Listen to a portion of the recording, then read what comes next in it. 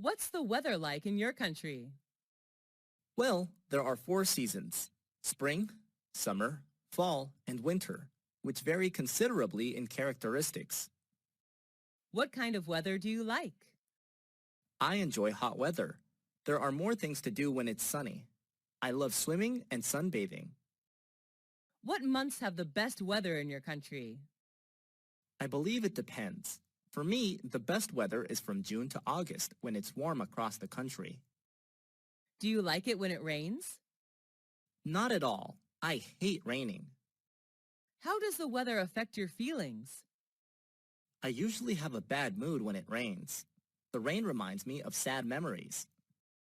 How has the weather changed recently? Due to global warming, the weather has become more and more unpredictable. It's boiling hot in summer and freezing cold on winter days. Do you usually watch the weather forecast? No, not very often. What's your favorite season? Why? Let's see. I love spring when trees and flowers blossom. What do you like to do when it's windy? When it's windy, I like flying a kite with my friends. That's interesting.